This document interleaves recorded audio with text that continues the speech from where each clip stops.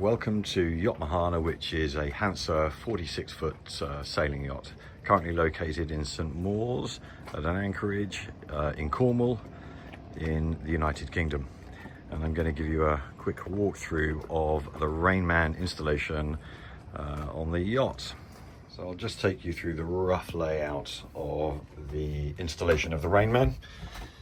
So if we go inside, we can see we've got a forward cabin, and most of the installation is underneath this owner's bed. So underneath here we've got a 460 litre freshwater tank, and I'll lift all of this up shortly so you can see, but essentially you've got a bow thruster over here, bow thruster batteries, which left a great space down on the port side for me to install the high pressure pump and the reverse osmosis tubes and what have you. And then the filters are over on this side, which again I'll show you shortly. All of the cabling runs, the electric cabling and the pipes all run along here, and then the raw water is coming in under here, and then going up to the high pressure pump, which is about there. And then in this heads we then have the control panel, which is there. So I'll get everything lifted up and show you how it's been installed. Okay, so we're back in the owner's cabin with the mattress and the bedding up, so you can now see the installation of the Rainman. I'll just go from the raw water intake, which comes through a seacock, which is down here. There was an existing seacock in place, which was the raw water intake for this heads here. So simply teed off that, and then the raw water works its way up to this pre-filter sea strainer, and then from the sea strainer goes around to the divert valve, and then I've got some excess line ready for pickling if needed. But given the Rainman is being used on a regular basis, I don't anticipate having to pickle this until, you know, maybe an end of season, or if I'm laying the boat up for a while. So the raw water then goes from the sea strainer, which is here, and then travels straight across over to the high pressure pump, and then from the high pressure pump it's then running across to the 5 micron filter over here, and then back over to the high pressure pump. The total run for those tubes is probably about 1.5 meters one way, 1.5 meters back, 3 in total. And then the total linear length for the raw water to travel from the seacock over through the sea strainer and then onto the impeller on the high pressure pump is probably about 2.5 meters. The water line on the yacht is on the outside is around about here. So the actual lift for the raw water from the seacock up to the high pressure pump is almost nothing. So it's not doing the high pressure pumps and the impeller's not having to do a huge amount of work. You can then see the reverse osmosis units, the tubes, which are laying down here. And again, as I said earlier, all the pipes and the electrical wiring is all then running across the back of this cabinet work and onto the control panel here. The brine line and the divert line are then travelling down under the floorboards here, and then they're working their way back out to a seacock, which is in a heads further aft. I wanted to use that seacock purely because I just didn't fancy sticking another hole in the boat and another seacock. So just a quick shot of the auto flush unit. So you can see the carbon filter is over here with the valve, which is controlled by the auto flush unit here. And again, all of the wiring for that is just running back down to here through the cabinet work back onto the control panel. Right, just a little bit about the powering of the Rainman.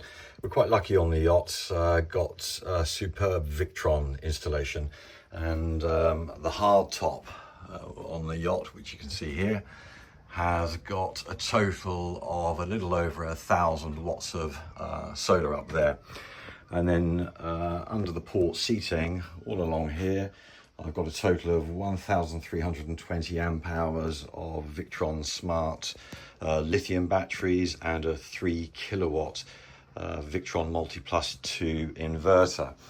So you can see at the moment the batteries are about 75% full. I've got about 550 odd watts of solar coming in, and the inverter's turned off. So I'll get the Rainman turned on, powered up and running, and you can see what it's drawing. There we go, and you can see I'm getting a good 100 and probably 115 litres at the moment. And the high pressure gauge is in the green zone, and appropriate pressure on the pre-filter as well.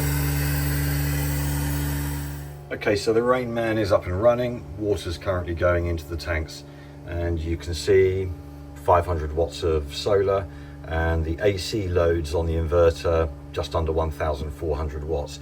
And if we have a closer look and see what the AC output is actually doing, 1,370-ish watts at 6.3 amps. Now the Rainman is supposed to be pulling 1,250. In fact, it is probably pulling even less than that, and certainly less than 6 amps. I've currently got other things connected up on the mains. There's a couple of Torpedo batteries charging when the inverter is on, various iPads, and you know, the usual stuff. And Starlink as well. So I think that lot in total is probably close to 0.7 of an amp. So you can see the Rainman itself is pulling well under 6 amps.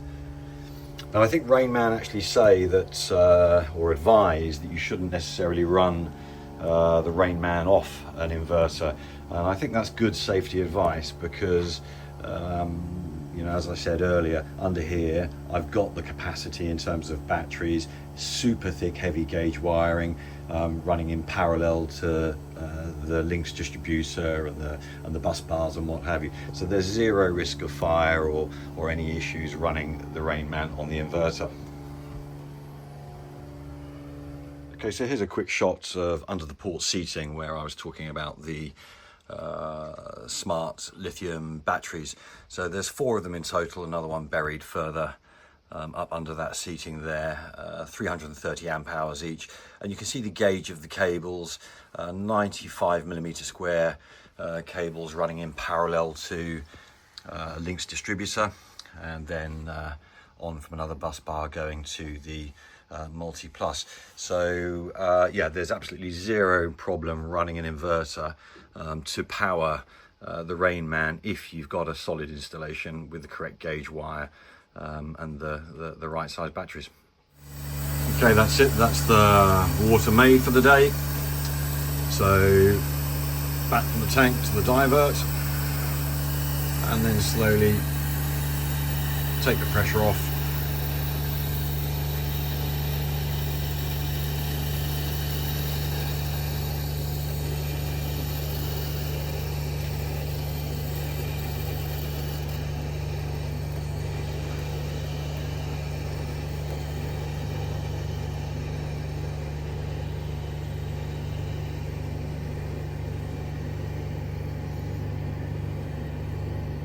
That's it. Then off auto flush.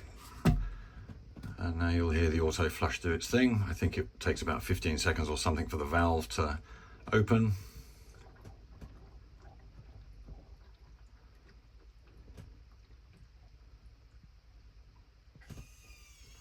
That's the valve opening.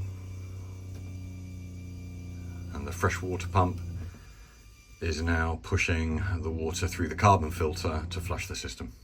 And this will go on for about a minute roughly, I think, can't remember. That's it. Hope it's all been useful and helpful.